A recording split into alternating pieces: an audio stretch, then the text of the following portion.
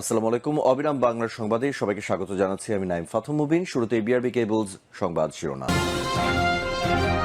শুরুতেই জানাবো সংবাদ শিরোনাম। ২-১ দিনের মধ্যে সুখবর আসছে জামায়াত আমির। আরও থাকছে হিন্দু মুসলমান একই সঙ্গে লড়াই করে দিল্লির দাসত্বকে খান খান করে দেবে। অনেক বড় ষড়যন্ত্র চলছে, অদৃশ্য কাজ করছে তারেক রহমান। সব শেষে থাকছে হাসিনাকে হস্তান্তরে বাধ্য হবে ভারত সরকার। ২-১ দিনের মধ্যে সুখবর আসছে জামায়াত আমির। জামায়াতে ইসলামীর আমির ডক্টর শফিকুর রহমান জানিয়েছেন, দেশবাসী ২-১ দিনের মধ্যেই সুখবর পেতে যাচ্ছে। প্রধান উপদেষ্টা ডক্টর মোহাম্মদ ইউনূসের সঙ্গে সংলাপ শেষে বুধবার সন্ধ্যায় রাজধানীর ফরেন সার্ভিস একাডেমিক থেকে বেরিয়ে সাংবাদিকদের এসব কথা জানিয়েছেন তিনি। জামায়াতে আমির বলেন, আমরা কারোর পাতা ফাঁদে পা দেব না, কারোর কাছে মাথা নত করব না, আমরা সীমালঙ্ঘনও করব না। ২-১ দিনের মধ্যেই সুখবর পেতে যাচ্ছি আমরা।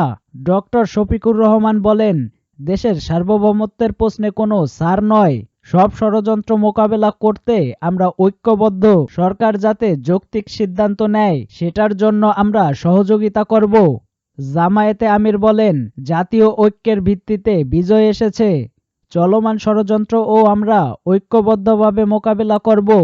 দেশ বিদেশি গণমাধ্যমকে কাজে লাগিয়ে প্রোপাগান্ডার বিরুদ্ধে লড়তে হবে।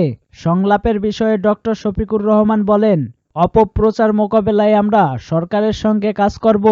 এর আগে বিকাল 4:15টার দিকে রাজধানীর ফরেন সার্ভিস একাডেমিতে দেশের চলমান নানা ইস্যুতে আলোচনার জন্য বিএনপি জামায়াত সহ বিভিন্ন রাজনৈতিক দলের নেতাদের সঙ্গে সংলাপে বসেছেন প্রধান উপদেষ্টা ডক্টর মোহাম্মদ ইউনূস। আরও থাকছে হিন্দু মুসলমান একই সঙ্গে লড়াই করে দিল্লির দাসত্বকে খান খান করে দেবে। বিএনপির সিনিয়র যুগ্ম মহাসচিব রুহুল কবির রিজভী বলেছেন, আজকে সারা দেশের মানুষ জাগরিত। তাদের মনের যে জাগরণ দেশমাতৃকা রক্ষার জন্য। এখানে হিন্দু মুসলমান একই মাতৃকায় যাদের জন্ম, এই মাটির সন্তান তারা এই দেশকে অন্যের গোলামির কাছে বিক্রি করবে কেন? আমরা হিন্দু মুসলমান একই সঙ্গে লড়াই করব, দিল্লির দাসত্বকে খান খান করে দেব। বিএনপির সিনিয়র যুগ্ম মহাসচিব বলেন, বিজেপি সরকার হিন্দুত্ববাদকে পুঁজি করে ক্ষমতায় এসেছে। এদের আর কোনো পুঁজি নেই। সুতরাং ক্ষমতায় থাকতে হলে হিংসা এবং ঘৃণা ছড়াতে হবে। এছাড়া নরেন্দ্র মোদী বাবুর ক্ষমতায় থাকা অনেক মুশকিল হবে, কারণ ভারতের স্বাধীনতায় তাদের পূর্বসূরিদের কোনো অবদান নেই। এটি আমার নিজের ইতিহাস পাঠ নয়। রুহুল কবির রিজভী বলেন, আমার কাছে অবাক লাগে যে ভদ্রমহিলার প্রতি আমাদের শ্রদ্ধা ছিল। অসাম্প্রদায়িক সেকুলার হিসেবে যে রাজনীতিবিদকে চিনতাম, তাকেও মনে হলো রাজনীতির জন্য মুখে অসাম্প্রদায়িকতার কথা বলতে, ধর্মনিরপেক্ষতার কথা বলতেন, কিন্তু তার গভীরে ছিল কট্টর হিন্দুত্ববাদ। যে কোনো আদর্শের কট্টরবাদ মানবতার পরিপন্থী। তিনি বলেন, পশ্চিমবঙ্গে মুসলিমদের হার 25% অথচ সরকারি চাকরিতে সুযোগ পায় মাত্র 1%। তাহলে মমতা তো কখনোই ধর্মনিরপেক্ষ মানবতাবাদী ছিলেন না। রুহুল কবির রিজভী বলেন, আমরা জোর গলায় বলতে পারি, শেখ হাসিনা ছাড়া অন্যের ধর্মের প্রতি ঘৃণা ও বিদ্বেষ কেউ কখনো ছড়ায়নি।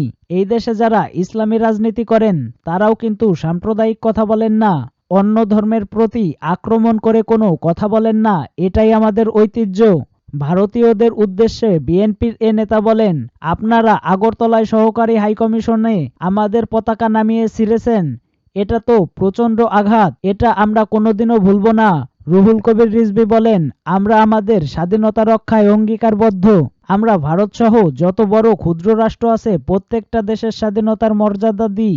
কিন্তু ভারতের শাসক গোষ্ঠী যদি মনে করে সম্প্রসারণ চালিয়ে বাংলাদেশ, নেপাল, ভুটান ও অন্য দেশ আমরা কবজা করে নেব, তাহলে আপনারা বোকার স্বর্গে বাস করছেন। অনেক বড় ষড়যন্ত্র চলছে, অদৃশ্য কাজ করছে তারেক রহমান। বিএনপির ভারপ্রাপ্ত চেয়ারম্যান তারেক রহমান বলেছেন, কেউ যদি মনে করেন আমাদের রাজনৈতিক প্রতিপক্ষ আমরা যাদের ভাবতাম তারা মাঠে নেই বা দুর্বল, আল্লাহর ওয়াস্তে এ কথা মন থেকে সরিয়ে দিন। আগামী নির্বাচন অনেক কঠিন হবে।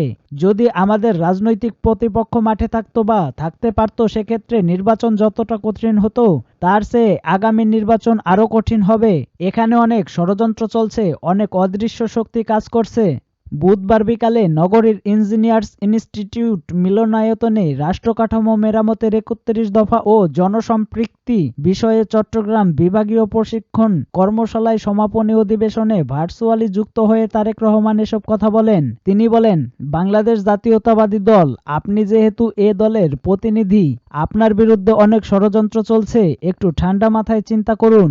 আপনি ছাত্রদল, যুবদল, মহিলা দল কিংবা স্বেচ্ছাসেবক দল যাই হন না কেন, আল্লাহর ওয়াস্তে এটা একটু চিন্তা করুন যে বহু ষড়যন্ত্র চলছে। এ ষড়যন্ত্রকে যদি উপড়ে ফেলতে হয়, এ ষড়যন্ত্রকে যদি উপড়ে আসতে হয়, আমাদের ধৈর্যশীল হতে হবে, আচরণ সেরকম হতে হবে। প্রধান অতিথির বক্তব্যে তিনি বলেন, আমরা বিশ্বাস করি না নিশিরাতের নির্বাচনে, ব্যালট চুরির নির্বাচনে। আমরা বিশ্বাস করি জনগণের ম্যান্ডেটে।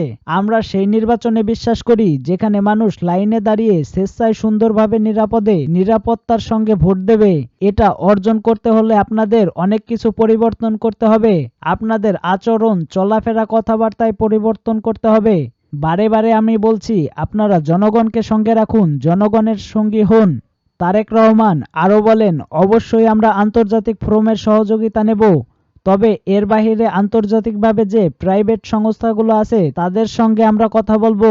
আমাদের দেশের সম্পদ, পাচার হওয়া টাকা দেশের মানুষের সম্পদ যে এনে দিতে পারবে, আমরা তার সঙ্গেই কথা বলবো। অন্তর্বর্তী সরকারের প্রধান উপদেষ্টা ডক্টর মোহাম্মদ ইউনূস বলেছেন, আন্তর্জাতিক অপরাধ ট্রাইব্যুনালে বিচার শেষে রায় হলে হাসিনার প্রত্যাবর্তনের বিষয়ে ভারতকে আনুষ্ঠানিকভাবে অনুরোধ জানাবে বাংলাদেশ। এক্ষেত্রে উভয় দেশের স্বাক্ষরিত একটি আন্তর্জাতিক আইনের কথা উল্লেখ করে তিনি বলেন, ভারত এই আইন মেনে কাজ করতে বাধ্য হবে। গত শনিবার নিক্কেই এশিয়াকে দেওয়া এক একান্ত সাক্ষাৎকারে এসব কথা বলেন প্রধান উপদেষ্টা। সোমবার সাক্ষাৎকারটি প্রকাশিত হয়। তিনি বলেন, ক্ষমতাচ্যুত শেখ হাসিনা সরকার সবকিছু ধ্বংস করে গেছে। নির্বাচনের আগে আমাদের অর্থনীতি, শাসন ব্যবস্থা, আমলাতন্ত্র ও বিচার ব্যবস্থা সর্বাত্মক সংস্কার করতে হবে।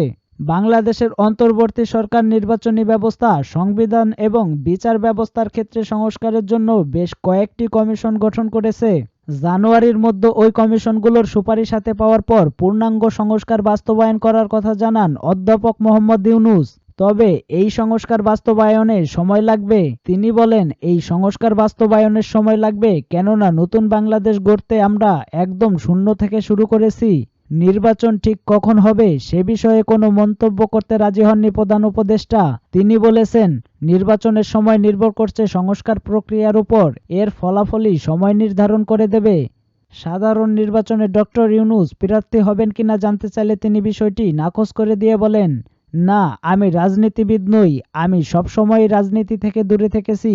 রাষ্ট্রের যেসব ব্যক্তি নীতি নৈতিকতা সুন্নত রাখেন, নিয়ম কানুন মেনে চলেন এবং নিজেকে দুর্নীতিমুক্ত রাখেন, তাদের নির্বাচনে দাঁড়ানো উচিত বলে মনে করেন ডক্টর ইউনূস। তিনি বলেন, হাসিনা 15 বছরের শাসনামলে দেশের শাসন কাঠামো পুরোপুরি ধ্বংস করে গেছে, আর গণতন্ত্র, অর্থনৈতিক স্থিতিশীলতা ও জনগণের আস্থা পুনরুদ্ধার করে তা পুনর্গঠন সুবিশাল কর্মযজ্ঞ আমাদের ঘাড়ে এসে পড়েছে। প্রধান উপদেষ্টা বলেন, হাসিনার শাসনামলে গণতন্ত্রের রীতিনীতি একদম ধ্বংস হয়ে গেছে। টানা 3 মেয়াদে ভোটবিহীন ভুয়া নির্বাচন মঞ্চস্থ করেছেন হাসিনা, আর তাতে তিনি নিজেকে এবং তার দলকে বিনা প্রতিদ্বন্দ্বিতায় বিজয়ী ঘোষণা করেছেন। একজন ফ্যাসিবাদী শাসক হিসেবে এসব করেছেন হাসিনা। ডক্টর মোহাম্মদ ইউনূস বলেন, এবছরের আগস্টে ছাত্র নেতৃত্বাধীন সরকারি চাকরিতে বৈষম্য বিরোধী ছাত্র আন্দোলনে কয়েকশো শিক্ষার্থী নিহত হন।